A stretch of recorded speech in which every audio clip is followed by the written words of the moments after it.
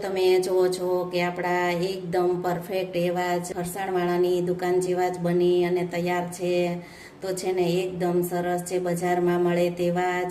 તો આ ખમણ જોતા જ તમને ખાવાનું મન થઈ જશે. હાલો ફ્રેન્ડ, તો તમારું સ્વાગત છે મારા રસોડામાં. તો આજે હું તમારી સાથે શેર કરીશ ઇન્સ્ટન્ટ ખમણની રેસીપી. તો ચાલો શરૂ કરીએ રેસીપી. આજે આપણે બનાવશું ઇન્સ્ટન્ટ ખમણ. તો ઇન્સ્ટન્ટ ખમણ બનાવવા માટે મેં 3 કપ ચણાનો લોટ લીધેલો છે. તો આપણે ચણાનો જે રેગ્યુલર લોટ આવે તે લીધેલો છે. તો તેની જગ્યાએ તમે પેકિંગના લોટનો પણ ઉપયોગ કરી શકો. આપણે દાળ પલાળવાની ઝંઝટ વગર આપણે ઇન્સ્ટન્ટ ખમણ બનાવશું. તો ઇન્સ્ટન્ટ ખમણ આપણે તે ફક્ત 15 મિનિટમાં બની અને તૈયાર થશે. ને આપણે મિક્સિંગ બાઉલમાં ઉમેરી દેશું.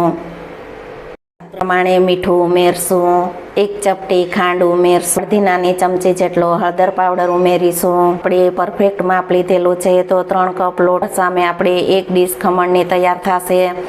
તો આપણે 1 ડીશ ખમણ બનાવવા માટે 1 ચપટી લીંબુના ફૂલનો ઉપયોગ કરીશું. જો તમારે લીંબુના ફૂલનો ઉપયોગ ન કરવો હોય તો તેને તમે સ્કીપ કરી શકો છો અને તેની જગ્યાએ તમે લીંબુના રસનો પણ ઉપયોગ કરી શકો છો.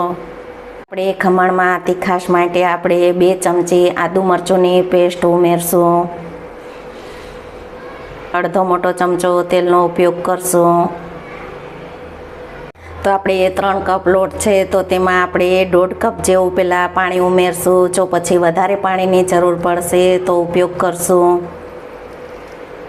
તો હાથની મદદથી આપણે સારી રીતે મિક્સ કરી લેશું. 1 કપ જેવા પાણીની જરૂર છે. તો આપણે હજી 1 કપ જેટલું પાણી ઉમેરશું.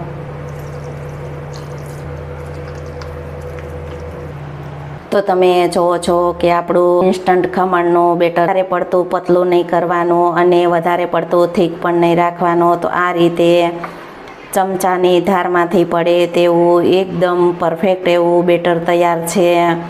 તો આપણે આ બેટરની કન્સિસ્ટન્સી છે તે એકદમ પરફેક્ટ છે. તો તમે જોઈ શકો છો. તો આપણે તેમાં અડધી ચમચી ઈનાનો ઉપયોગ કરશું. તો ઇન્સ્ટન્ટ ખમણ માટે મેં ઈનાનો ઉપયોગ કરેલો છે. તો ઈનાની જગ્યાએ તમે ખાવાના સોડાનો પણ ઉપયોગ કરી શકો. તો આપણે ઈનું ઉમેરી અને તેની ઉપર આપણે 1 ચમચી પાણી ઉમેરશું. પાણી ઉમેરી અને આપણે સારી રીતે મિક્સ કરી લેવાનું. તો તમે જુઓ છો કે આપણું બેટર છે ખમણનું તે એકદમ સરસ પરફેક્ટ એવું જ બની અને તૈયાર છે. તો તમે જોઈ શકો છો. તો આપણે આ રીતે બેટર તૈયાર કરી અને ખમણ બનાવશું તો એકદમ પરફેક્ટ જે ફરસાણવાળાની દુકાનમાં મળે તેવા જ બનશે. તો આપણે સ્ટીમરને પહેલાં જ ગરમ કરવા રાખી દીધું છે. તો તેમાં આપણે આ રીતે ડીશને પણ આપણે રાખી દીધી છે. તો ડીશ આપણે પહેલાં આ રીતે રાખી દેવાની. થોડી ડીશ તપે ત્યાર પછી તેમાં આપણે બેટરને ઉમેરવાનું. બેટર ઉમેરી દેશું. તો છે ને આપણું એકદમ સરસ પરફેક્ટમાં આ ખમણને હાઈ ગેસની ફ્લેમ ઉપર 15 મિનિટ આપણે તેને સ્ટીમ થવા દેશું.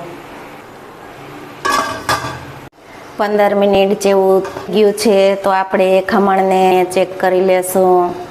તમે જુઓ છો કે ચાકુ આપણું એકદમ સાવ ક્લીન છે. તો ખમણ આપણા એકદમ સરસ પરફેક્ટ એવા જ ચડી ગયા છે.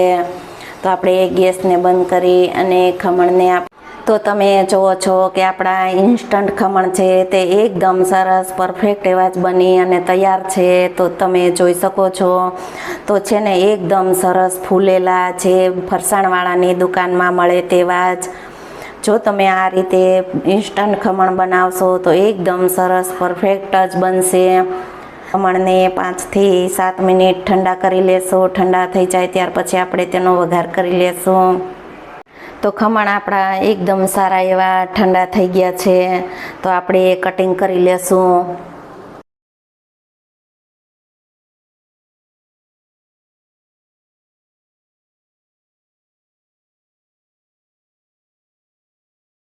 તો આપણે ખમણનું કટિંગ કરી લીધું છે. તો ખમણને આપણે ચેક કરી લેશું. તો તમે જુઓ છો કે આપણા ખમણ છે તે એકદમ સરસ ફરસાણવાળાની દુકાન જેવા જ બની અને તૈયાર છે. તો તમે જોઈ શકો છો.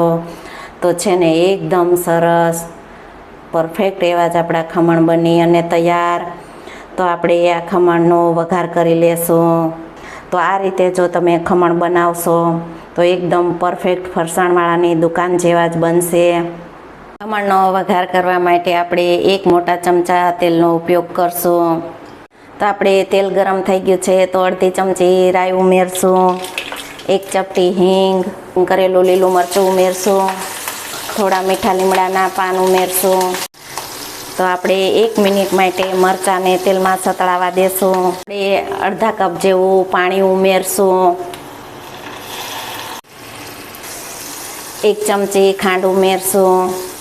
વઘાર આપણો સારો એવો ઉકળી ગયો છે તો આપણે ખમણ ઉપર રેડી દેશું.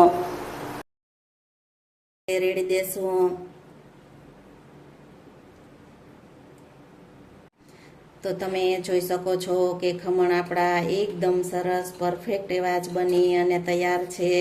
તમે જુઓ છો કે છે ને એકદમ સરસ બજારમાં મળે તેવા જ.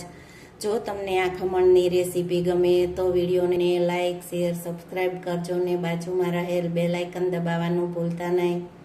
સૌથી પહેલું નોટિફિકેશન તમને મળતું રહે.